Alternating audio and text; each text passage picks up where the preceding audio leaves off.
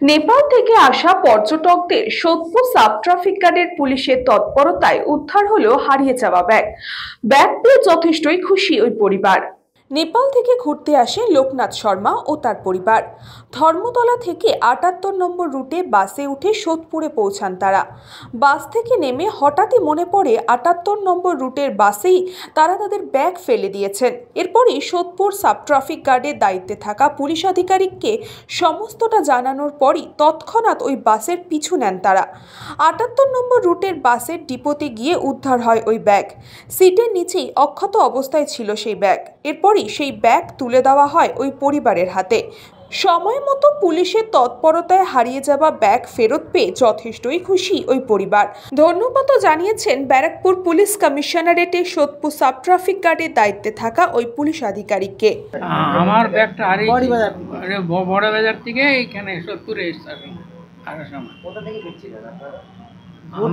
ঘুরতে গেছিলাম। বলেছি আমার ব্যাগটা ছড়িয়ে গেল বসে, ব্যাগটা মানে সেই জন্য আমি আগে বলেছি, এনাকে বললাম বলে আমার পেয়েছি। হ্যাঁ, এই পুরো বিষয় নিয়ে সোদপুর সাব ট্রাফিক গার্ডের দায়িত্বে থাকা পুলিশ আধিকারিক জানান, নেপালবাবু ফ্যামিলি মেম্বার্স নিয়ে ফিরছিলেন। উনি নেপাল থেকে ফিরে উনি এসপ্লেনেড থেকে 78 বাসে চেপে উনি ফিরছিলেন। উনি ঠিক 5:30টার সময় সোদপুর মোড়ে নেমে, আমরা তখন ট্রাফিকে রাস্তায় ছিলাম, সেই সময় এসে আমার কাছে এসে উনি বলেন যে এই টিকিটের এই বাসে আমার ব্যাগ হারিয়ে গেছে। ব্যাগটা উনি বাসে রেখে নেমে পড়েছেন।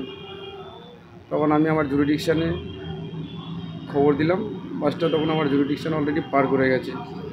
তারপরে খবর দিয়ে আমি দুজন সিভিক ভলেন্টিয়ার, যারা আমার সোদপুর এসটিজির দুটো ছেলেকে আমার গাড়িটা নিয়ে পাঠিয়ে দিয়েছি ব্যারাকপুর বাস স্ট্যান্ডে।